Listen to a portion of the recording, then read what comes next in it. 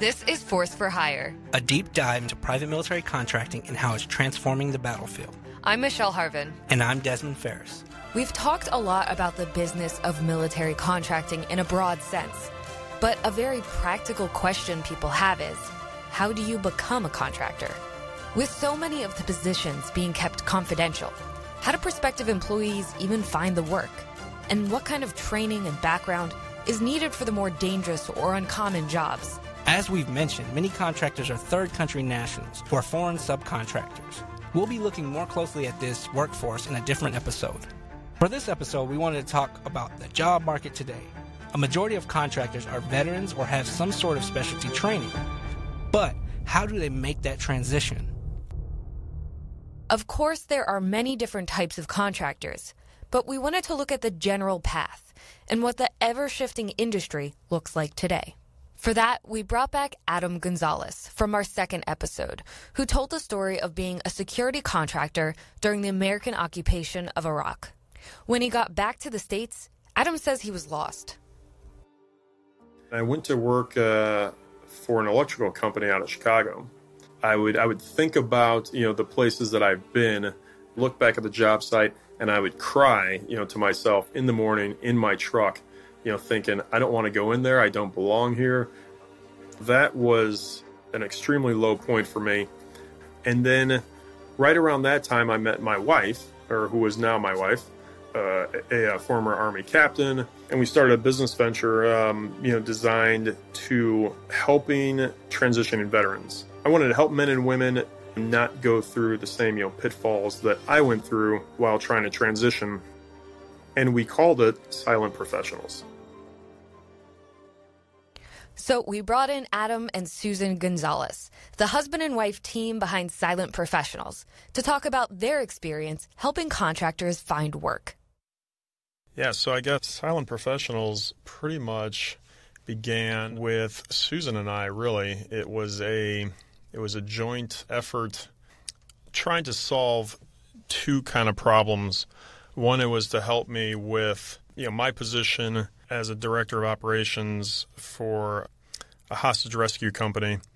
And also it was to help transitioning veterans find employment within the private military, executive protection, in defense, and security guard spaces. And I think it kind of, we were really interested and focused on helping transitioning veterans, primarily because of the struggles that I faced when I tried to transition from a life working overseas in the private military sector, coming home to the U.S., realizing that I had no network whatsoever, and the challenges and the pitfalls that I faced in trying to make that transition, trying to identify ways we could alleviate some of those challenges for other veterans trying to transition. And so, Adam was putting a lot of his friends to work, and I was really impressed by how many times he could do this. It wouldn't matter how fast he had to put somebody to work or where in the world it was. It could be on any continent, and somehow he was able to,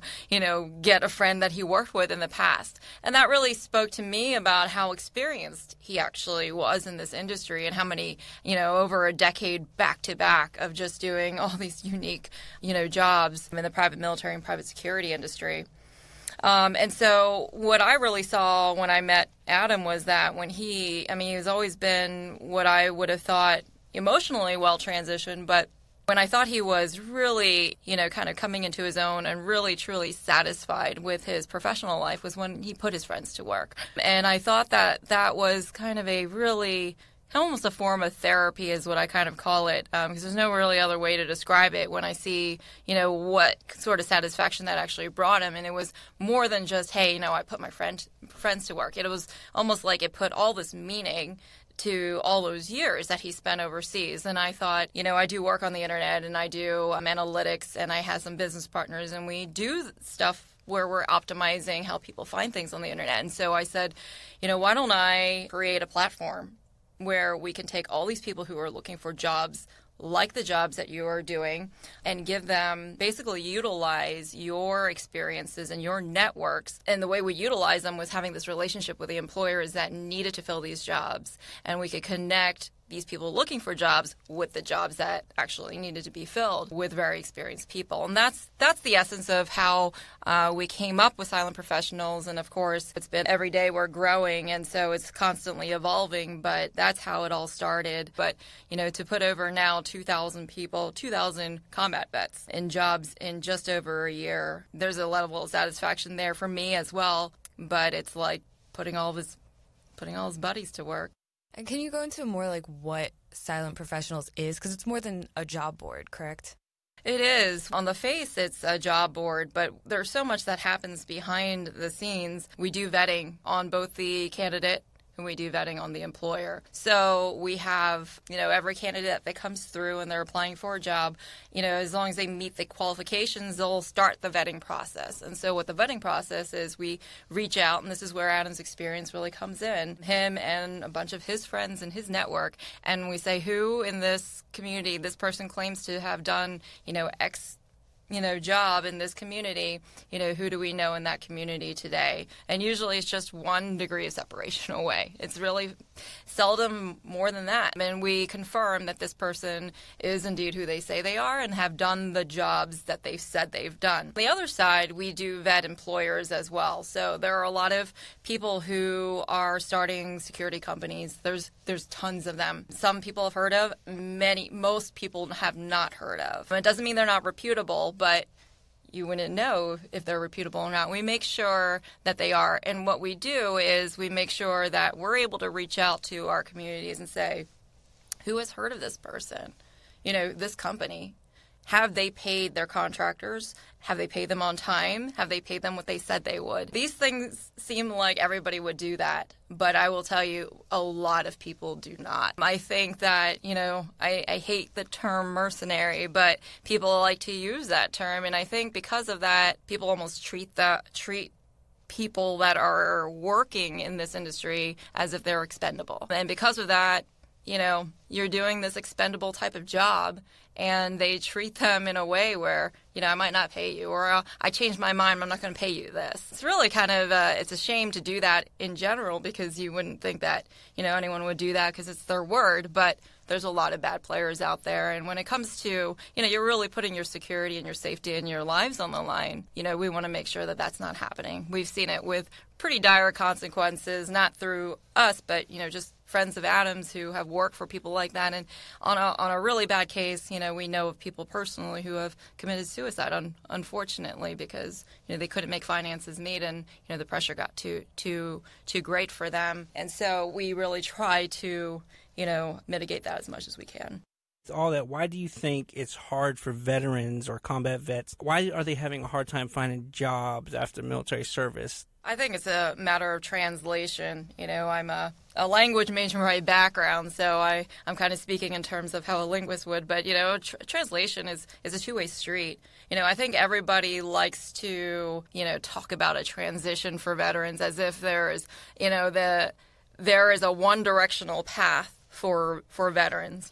What you did there is great. Thank you very much for your service. But, you really need to find another trade because you don't have one here. And that's kind of what it's implying, even though people would say, no, that's not what we mean. But essentially, it's the subtlety of it all. It's, we need to find these transitions. It's just in everything that we say, what you did before doesn't have a direct correlation to what we're doing today. So we kind of have to, if maybe there's a one-to-one, if there are hard skills, like you are an IT guy, so I can see how you fit in the civilian world. But if you're an infantryman, how does that translate, so to speak, into a civilian job? And because of that, I think that's the issue, that a lot of corporations don't necessarily understand how these softer or I've heard other people saying, which I prefer this term, is essential skills rather than soft skills.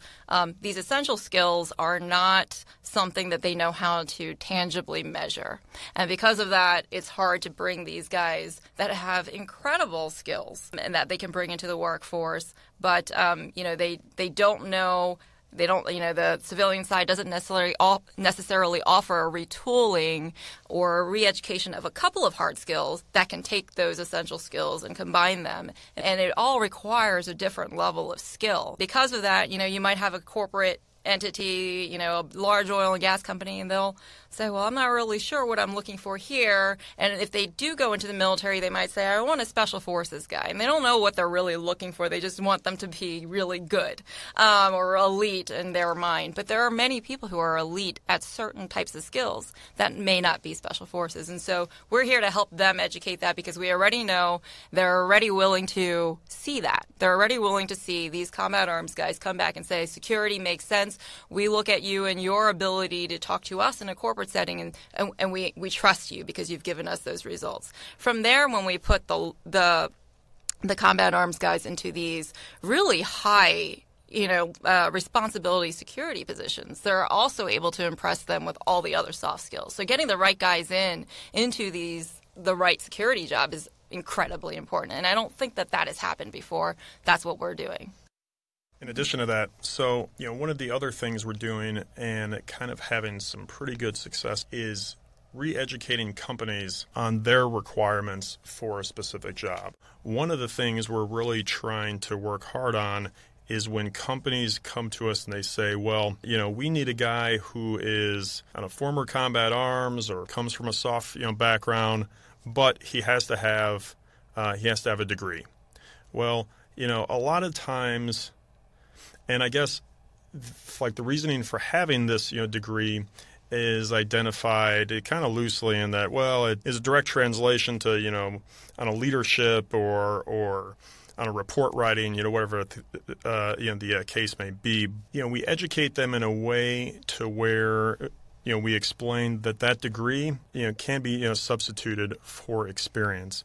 And we really explain, what those experiences are that these guys have, like that actually meet the requirements of this job without actually having a degree. And we've actually been able to change job requirements of, extremely large companies, multi-billion-dollar companies, eliminating, the requirement for having a degree, which, really is extremely helpful, because a lot of these guys who have the backgrounds, they want aren't going to have a degree because, they were out making it happen, every day deployed, whatever the case may be. But, their leadership experience, their report writing is far above, that of what you could achieve, with actually having the bachelor's degree.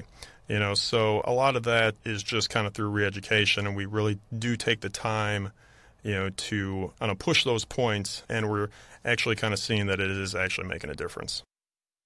So companies definitely need to be re-educated, right? Vets who are trying to get into this industry, what do they need to know? What are some common misconceptions that veterans have when they're trying to get into the contracting field? So it depends. If veterans are trying to get into the private military space, that's going to be an easier kind of path to navigate, than trying to get into the executive protection space. Private military, a lot of these contracts from these companies only require, maybe coming from a combat arms MOS, 1 year of deployment time. So and that's kind of the general. There's always contracts in the private military space that are higher paying, kind of more specialized. But the general overall kind of contracts that we see in the private military space, combat arms is usually a requirement, or combat arms, combat support. It really kind of opens it up a little more. On the executive protection side, typically veterans will not be able to kind of cross into the executive protection space without having training or experience. We hear a lot of veterans, say, well, I did PSD work while I was in the military. Well, unfortunately, PSD work doesn't, it's not a direct translation into executive protection. So what's PSD work? Yeah, so PSD is protective security detail.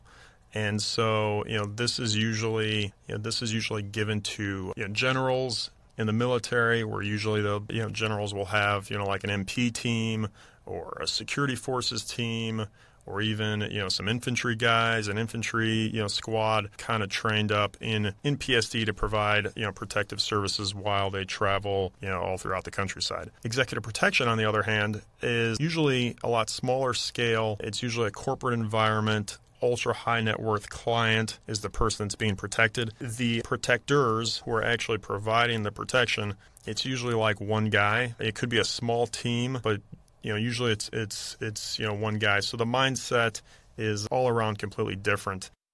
So it's like when in movies and they're like moving up to the big boss in the penthouse and there's like 4 or 5 guys around him, That is correct, yeah. So like the lead guy, those are the guys that you guys are putting in those positions. Correct, yeah. So that would be like the executive protection team. Oh, okay. And I would say that there are so many different, for the people who are looking to break into the space, there's a whole spectrum of jobs. And I think that's what surprises people, because even experienced people will come through and there may be a wider swath of jobs that the very experienced, and I mean, when I say very experienced, I mean they have a lot of very focused military experience and combat time, and they have law enforcement time domestically, and they've done some private work for a client, and I'm talking about, and there are people like that. So what always gets me are people who are like, I'm so much more qualified, I'm so overqualified for this job, and nothing really irritates us more than when we hear that, because that is already discounting what other qualified people are out there. You might think that you have, a decade of, whatever experience that you have, but you're not even thinking about the guy that's got more than a decade that you have, has done more in that time, and has additional experience on top with some extra skill sets. And these clients, they're not like the military where we're filling an army for a private side. We're filling a single billet, and it is extraordinarily selective. So people might say, yeah, I have the skill set. Well, don't forget, it's not the Army, so you don't need to fill thousands of people. This is a single person that's going to get selected. And oftentimes, even if you have these skills, and we are able to present to our clients people, multiple people, it sometimes comes down to the personality. It often comes down to the personality. So now you've got a handful of, people, and the person just doesn't like the way you look, the way you dress. They don't like the way you speak. They don't like any of that, because you are going to be next to this person while they're conducting business. And, some of these people, they're very cognizant about what's their, whole image. So it's highly competitive. Extraordinarily competitive. And, it's not to discourage people, but it's also to manage your expectations of thinking, the worst thing that we want, the worst thing is people coming out and saying, oh, it'll be easy for me to get this job. Well, it isn't going to be that easy, because there are really, really stellar people out there in the space. But it's also not impossible. Just come humble and understand what your competition is here and how to make yourself better. So what should people do if they're a veteran, they're out, and they want to become a private contractor, a security contractor, or military? So I would say it depends on which realm. So if they want a job, let's just say we'll expand the private military side and just say anybody working with the U.S. government as a contractor, as a security contractor. That's the first thing that people have to be aware. I think most people just think a defense contractor. Well, there's multiple categories. So there's Department of Defense, there's Department of State, there's Department of Justice. There's all these different departments. And they all have, why that's important is because they all have different clearance requirements. They're all different clearances. I was an intelligence officer, and I didn't even realize, I don't know, maybe some people will laugh at this, but I didn't realize until I started doing this that there were more than DOD clearances. And that might come as a surprise to people, because I didn't deal with anything other than DOD clearances. And so, there are different clearance requirements, and they don't all translate to each other. So a Department of Defense secret clearance does not equate to a Department of State secret clearance. So you have to be aware when you want anything with the Defense Department, 9 times out of 10, probably even more, you either need to already have the clearance or you need to be able to get a clearance. So if that's going to be an issue, for instance, I have bad credit, I've been arrested since, I got out, or whatever those things may be, felony, misdemeanor, any of those things, you're not going to pass a background check. you probably will not qualify for a defense sector private security job because you're not going to pass the clearance investigation requirement. And don't try to be slick and get through the cracks, because if you do and you get flagged, you're flagged across the board. It's a clearance issuing authority, and so you get flagged on a background check, it's going to pop up the next time. So, be honest with with yourself and your assessment. Did I do anything that's going to jeopardize me from getting a clearance? And if you are, straighten out your record first before you go for that, because you don't want to get flagged. Once you're flagged, it's not impossible, but it is definitely an uphill battle. As it pertains to executive protection, you really it's not unheard of for guys to come out of the military and transition into the EP space. It's a path that some guys do go, but understand one of the big things is you will have to go to some type of training. You'll have to do a retooling of your current skill sets. You might have a lot of the soft skills needed, but you're going to need some of the hard skills. And unfortunately, the military doesn't train you in these hard skills. And why would they? They have a specific mission, and that specific mission is very different from the executive protection mission. Kind of the best advice I could give is, if you're looking to get into EP, one, regardless of who you are or where you come from, humble yourself, and you really want to take whatever comes your way. So whatever opportunity comes your way, even if it's only a one-day gig, or it lasts for a week, or it might be a month, but the pay is really not that great, take it, because you got to start to build your experience. But if you think you're going to walk into a $150,000 a year executive protection job, it's not going to happen, or the chances of it happening are going to be far slimmer, you would think. So if you're getting an executive protection job, what is happening is you're protecting the CEO of Twitter, the CEO of Facebook. They're not leaving their security and their family's security to somebody who isn't known. Probably multiple layers in, and that's why it's impossible. It's not because you don't have, the makings of somebody who could do well in a position like that. But even if you go through the schooling, it's a lot of these networks, and that you've had to have this reputation where people trust you. And that's why it's so hard to get into it, in that you've had to have that experience doing that for somebody else first. I've noticed some key words coming up. You keep saying hard skills, soft skills, and network. These are the three words that three phrases I keep hearing come up. So can you explain maybe a couple of these things that you mean hard skills, some of these things you mean when you say soft skills? And I know everybody knows network, but can you explain it in that space? Yeah, so I'll touch on the network in the space. The community is so small that your name is going to get out there, and you're going to start establishing a reputation, and you want to work really hard to build that reputation. You want to work really hard to guard that reputation, because that's one of the biggest factors that could get you employment or lose you employment. So hard skills are anything that's trainable. So we have a lot of jobs that require hard skills, like on a DDM, which is a defensive designated marksman. Essentially, it's a sniper. So, that is a hard skill that you were taught in the military, that is going to, directly translate to a job within the private military, private security space, providing you meet, a few other qualifications.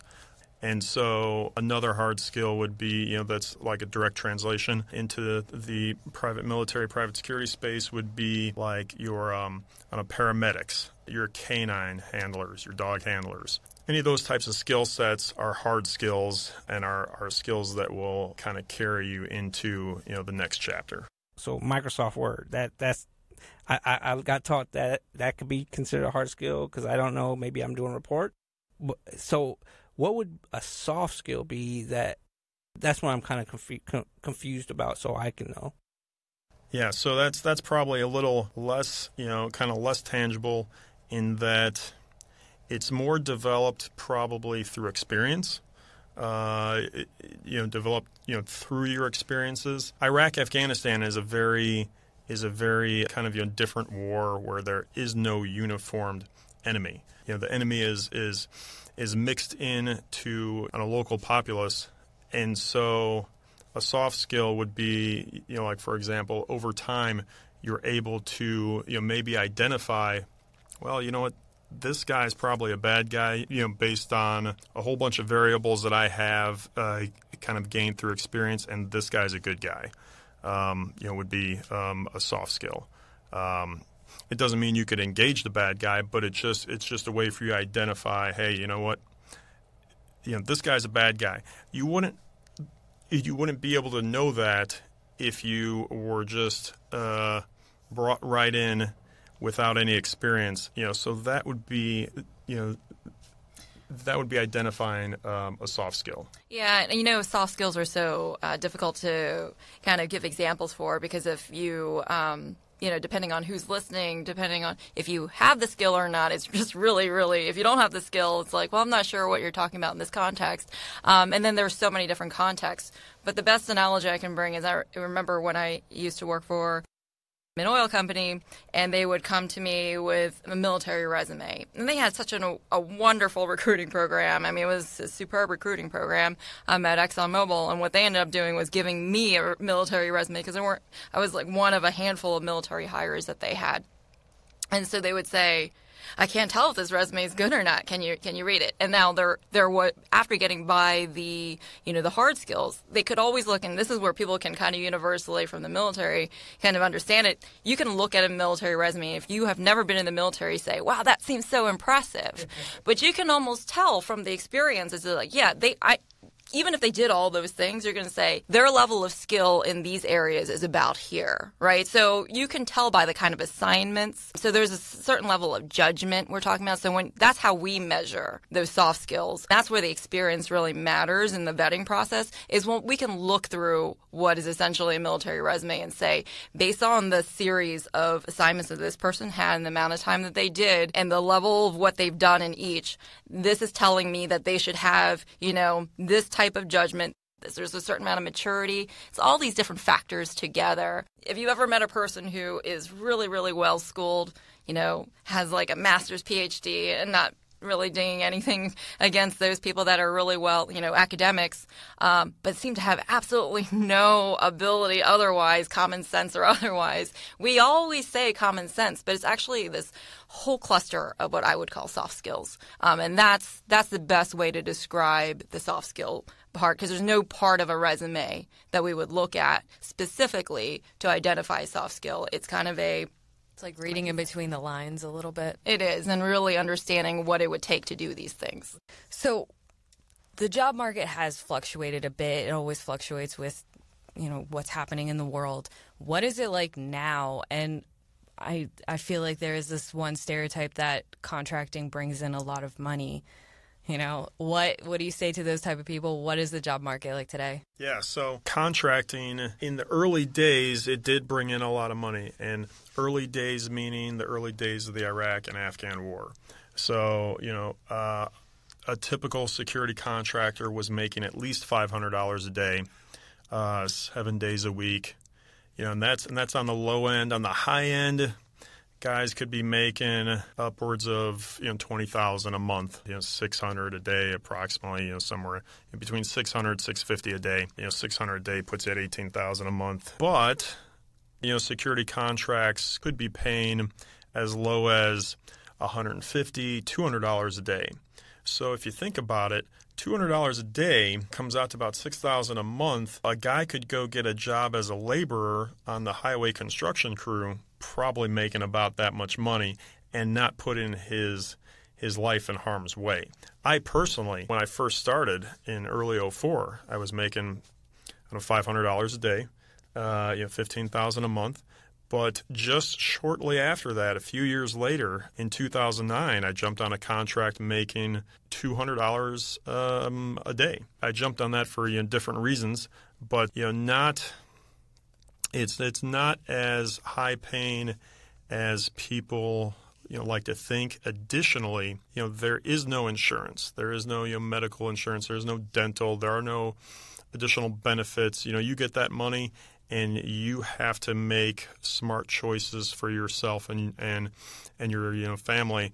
And additionally, there is no on a life insurance. I know taxes aren't taken out, so that's a responsibility that falls on you. At the end of the year, you have to pay taxes. As a contractor, it's a pretty large percentage. So, and additionally, today, contractors face, in addition to American taxes, they face Iraqi taxes and Afghan taxes. Is that on top of having to pay taxes here? No, it's not.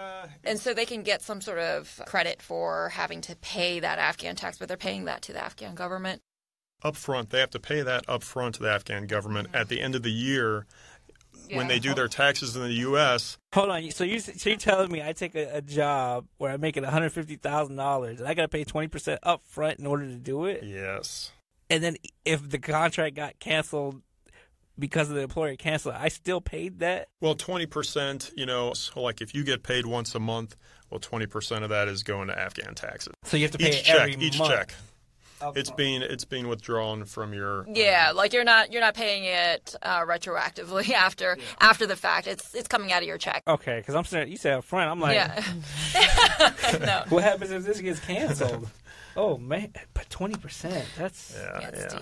So and with Michelle asking, I had did some research, with the employment aspect, looking of course for myself, and it's very competitive now here at home and to do the abroad, that sometimes you're not sure what type of job you're looking at, whether it's here or abroad, because of the pay. You're like, okay, this is cool, this is a good amount of money, and it's like, wait, I gotta go where? Versus now, like before, it'd be like, okay, $200,000. I know what I got to do, but man, that's $200,000 I could be making. It's a grayer area now. It's where even when I was looking for a position, I was like, that risk reward isn't there anymore like it used to be. Yeah, and I think that's why so many people who were in the private military space, especially in the heyday of the war, they were always looking for going overseas. Now, all those seasoned guys, or the guys that are even mid-career, they are looking for those EP jobs. That's why they are so lucrative, because they pay these high rates. But they're not usually, they're for single billet, and they're not usually full-time. Right, yeah. So that's one of the biggest points. A lot of these contracts are still contracts, and they might pay a lot. They might pay kind of $700, $800 a day, but it's a 1-week contract. And so when that contract ends, you're back out there looking for a job. And, guys could jump on, these contracts, making, $600, $700, $800 a day. But because, there's not that much work available, they might only be making $30,000 a year. And so it's like, okay, well, I'm doing the math, that much money per day, but unfortunately, there's not that much work available. Now, if you get lucky and you're able to land yourself a full-time job within executive protection, then you could be making a steady somewhere between 50 and 100 grand, 120, 130, kind of that range is kind of average, but that could be in very high cost of living areas in the country. So, and with a lot of private companies coming to the head with working with the DoD in the military, are you guys kind of seeing a melding of these two worlds? Because say SpaceX and this other company are working, they're working with a DoD company, or say Google's like, all right, cool, we're going to do this with the Pentagon. Now it's like, but we're going to do it in this place. Like, is there a meld where it's... There is, but very limited, and you're seeing a little bit more. I mean, if you've been on Silent Professionals lately, you'll see a little bit more, but there is definitely a lot more collaboration on the cyber and IT side, as you can imagine. And the information security space is really the next war. If we're already in it, the information war with China and Russia and all the big players of the world. So we need, to be working with private industry, in which we are. And so you'll see a lot of jobs like that are working with our warfighters that are also working with the best that our industry private industry has to offer. But they tend to be more there. And then you have smaller needs of people that are physical security to protect infrastructure sites and things like that. There is still less great of a need, but it's just smaller in quantity for those types of things, depending on the contract that we're talking about. So those exist, but they're all revolving around that information security, IT, what used to be called IT. It's more like a cyber info security sector. I do want to ask about, we talked about all this. What is it like for women getting into this? Well, I would say that... At high demand. Yeah, well, so there's high demand, but I will say what it's like for them. One, we don't get a lot of applicants that are female. Every female that has applied, maybe with the exception of one, every female that has applied for a job with us has been a stellar candidate, and the employers have loved the women that we have. We just haven't had a lot. Because there aren't a lot of women who have this combination of skill sets. But they do exist, and the ones that are applying are getting in, no problems. They usually have, honestly, maybe it's just a statistical thing because there's so few of them applying, but they just have less issues. I mean, there's no issues with their background check. There's nothing. They're stellar candidates for all kinds of jobs. We even had a female DDM recently, which would seem impossible, but she was a secret sniper, service sniper. For that reason, she didn't need the 12 months overseas because her time as a secret service agent counted towards that. So, and she was awesome. Employer loved her. It's just there aren't a lot of females that meet all of the qualifications just because, one, a lot of them require combat arms, or on the private side, they are high in demand for... There's a strong need for females in the executive protection space. So if you're in the military, it really doesn't matter what you did in the military, and you're interested in the space, go to a good, EP school, and you'll get picked up relatively quickly. If you've got a strong work ethic, you're going to get picked up quickly because you've got a lot of... women kind of tend to be a little better with children. Ultra high net worth clients, whether it's male or female, you might want a woman with their children. Or if you have an ultra high net worth client who's a female, she might want a female. And it also helps to have a female because, a female could go into places with a female client that men can't. We also see a lot of, male-female, like there aren't a whole lot of male-female teams, so it's nice to have a female. It just doesn't look as weird when you just have a male kind of tailing you. You could be subtle. Lowers the security presence. Yeah, so you could be a man and woman having dinner, and that very much pulls down the suspicion that you're pulling any sort of surveillance at all. So it's very, very useful to have a female agent, and so they're high in demand. It's just not a lot of females. I wanted to give time for just both of you to say anything else that you think is important for people to know who want to start working in contracting or don't know where to start. Thanks for bringing that up.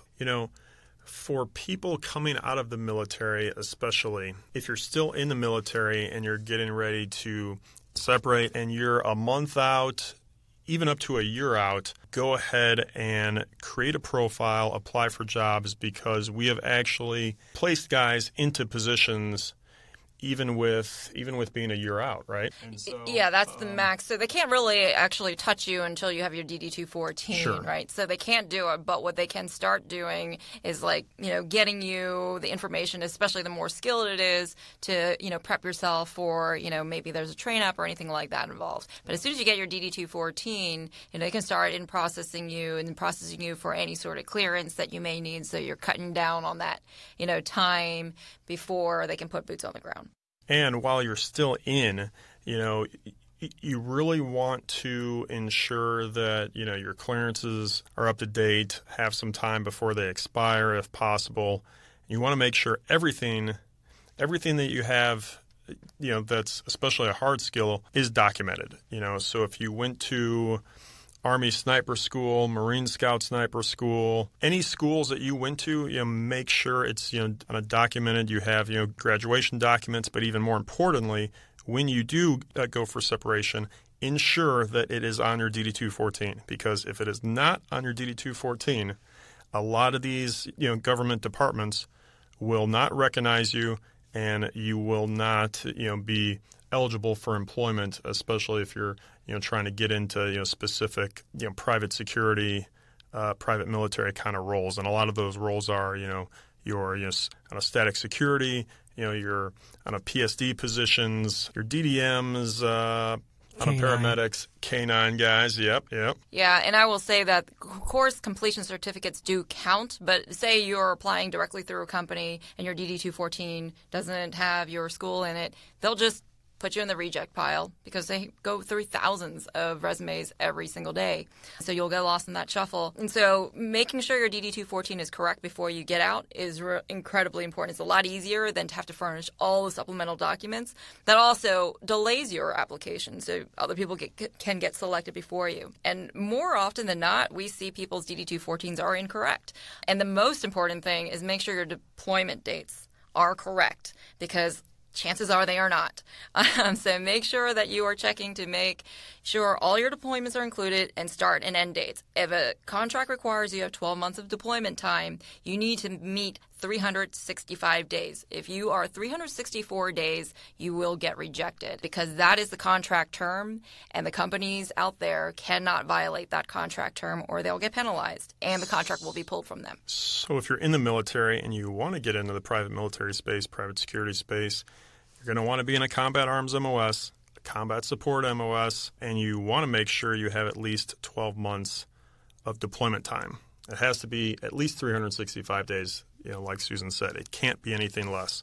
So if you've got to jump ship to another unit to get that extra deployment time in, that's what you got to do, to make things happen. So, having a security clearance really, really opens up your doors. So at least having a DoD on a secret, is really going to open up, your opportunities. If you have anything higher than a secret, of course, all of that really, really helps as well. So, thanks to Adam and Susan Gonzalez of Silent Professionals for giving us insight into what they've learned while building their business.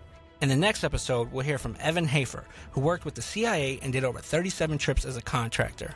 They said they had a line of probably 15 to 20 Iraqi Army gun trucks that were pursuing us through the city, shooting at us. And at that point, you have to keep your wits about you. Don't forget to subscribe. And while you're there, leave us a review. You can also let us know your thoughts at podcast@stripes.com. Also, follow us on Twitter for updates at Stars and Stripes. Force for Hire's supervising editors are Bob Reed and Terry Leonard. Digital team lead and editor is Michael Darnell. Thanks for listening. This is Force for Hire.